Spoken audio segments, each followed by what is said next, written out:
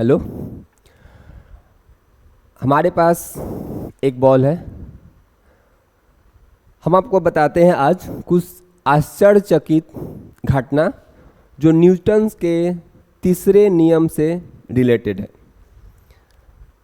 हम आपसे बोले कि इस बॉल को हम जब पृथ्वी से दूर की तरफ फेंकते हैं, यानी जब यह दूर की तरफ जाता है तो पृथ्वी इस बॉल से दूर जाएगा, और बॉल जब पृथ्वी के तरफ आएगा तो पृथ्वी भी बॉल के तरफ आएगा। फिर से जब हम बॉल को ऊपर की तरफ फेंकेंगे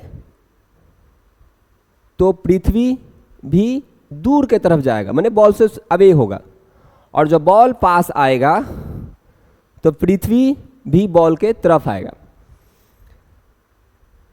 इस बात को जानने के लिए हमको थोड़े से कैलकुलेशन को समझना पड़ेगा। आइए हम लोग देखते हैं। हमारे पास यह अर्थ है। इस अर्थ का मास दिया हुआ है 6 × 10⁻24 ही होता है। बॉल का हम लोग जो मास, हमारे पास जो बॉल है इसका मास हम लोग लिए 0.5 किलोग्राम।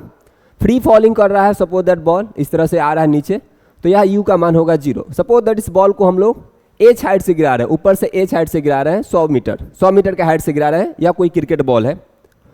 फोर्स जो बॉल पर लगेगा, हम जानते हैं पृथ्वी के द्वारा जो फोर्स लगेगा उस बॉल पर, किसी भी बॉडी पर जो पृथ्वी के द्वारा जो बल लगता है वह होता है mg। g यानी ग्रेविटी हमारे पास है, ग्रेविटी का मान यहाँ पे हमारे पास है 10 मीटर/सेकंड स्क्वायर। अब हम यदि कैलकुलेशन करें कि इस बॉल को यहाँ तक पहुँचने में कितना टाइम लगेगा, पहले तो बल निकाल लेते हैं लोग। जो बल लगेगा वह होगा 5 न्यूटन। यह जो 5 न्यूटन का बल है, पृथ्वी जो है लगा रहा है बॉल पर, और बॉल भी लगाएगा पृथ्वी पर, ठीक है, दोनों के द्वारा। तो यह 5 न्यूटन कांस्टेंट होगा। यह 5 न्यूटन क्या होगा? कांस्टेंट, यानी बॉल के लिए और अर्थ के लिए। यानी जो पृथ्वी, यह जो बात हम लोग में जानकारी होता है, ये हमारा न्यूटन के थर्ड नियम से आता है, क्योंकि अर्थ हमारा 5 न्यूटन का बल यदि लगा रहा है बॉल पर, तो बॉल भी इस पर लगा रहा होगा 5 न्यूटन का बल। तो यह हमारा 5 न्यूटन का बल लग रहा है।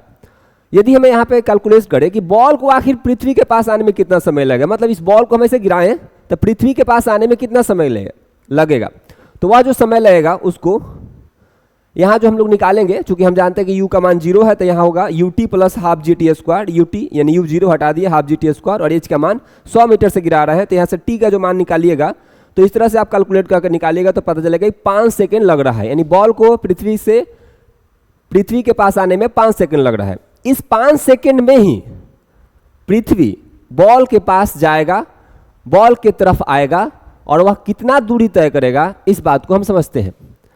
तो हमारे पास फोर्स का मान कांस्टेंट है, 5 न्यूटन का ही बल है।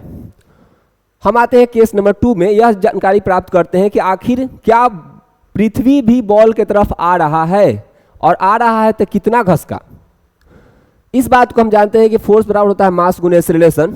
फिर से अब यहाँ पे जो मास गुने एक्सीलरेशन हम लोग लगाए हैं, ये हम लोग एक्सीलरेशन निकालने जा रहे हैं अर्थ का। अर्थ का एक्सीलरेशन बॉल के कारण, बॉल जब आपका आ रहा है इधर के तरफ, पृथ्वी की तरफ, तो पृथ्वी भी बॉल की तरफ जाएगा, इसलिए हम लोग एक्सीलरेशन निकालते हैं acceleration of earth. Acceleration of earth यानी एक्सीलरेशन यदि आप निकालिएगा अर्थ का, तो यहाँ पे F/m करिएगा। 5 न्यूटन का बल, वही जो 5 न्यूटन लगाया जा रहा था बॉल के द्वारा अर्थ पर, तो 5 बटा अर्थ का मास निकालिएगा 8 × 10⁻⁻25 मीटर/सेकंड स्क्वायर। बहुत ही कम एक्सीलरेशन है, इतना कम एक्सीलरेशन है कि इसको मेजरमेंट करना बहुत ही मुश्किल है। तो इसको हम लोग मतलब बहुत ज़्यादा ही स्मॉल है, तो इसका मेजरमेंट आप इग्नोर कर सकते हैं। बहुत ज़्यादा है, बहुत कम एक्सीलरेशन है, मतलब पृथ्वी बॉल की तरह बहुत कम एक्सीलरेशन से जाता है। अब थोड़ा सा और आगे बढ़ जाते हैं, यह पता कर लेते हैं कि पृथ्वी बॉल की तरफ कितना दूरी घसका।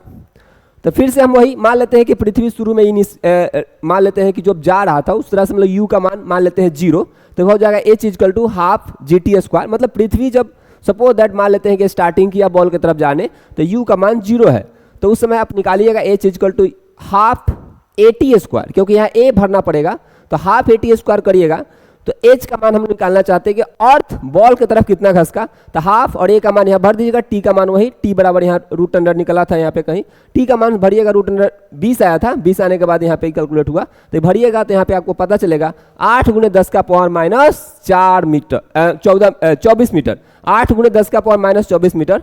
यानी हमारा जो पृथ्वी है बॉल की तरफ 8 × 10 का पावर माइनस 24 मीटर घसका है, मतलब घसका है, जरूर घसका है, मतलब एवरी टाइम, यानी हर समय जब हम बॉल को ऊपर की तरफ ले जाएंगे तो आपका पृथ्वी दूर भागेगा, बॉल जब पृथ्वी की तरफ आएगा तो अर्थ भी बॉल की तरफ आएगा, और कितना से आएगा, 8 × 10 का पावर माइनस 24 मीटर। इस बात को क्या आप जानते थे? यदि जानते थे तो कमेंट कीजिए, और अगर जो आपको इन्फॉर्मेशन अच्छा लगा तो आगे आप कमेंट कीजिए। और ये हमारे लिए बहुत ही आश्चर्यचकित बात है कि हमेशा आपका जब भी आप बॉल ऊपर की तरफ फेंकिएगा तो अर्थ भी बॉल से दूर भागेगा, और जब बॉल पृथ्वी की तरफ आएगा तो आपका अर्थ भी बॉल की तरफ आएगा। Thank you.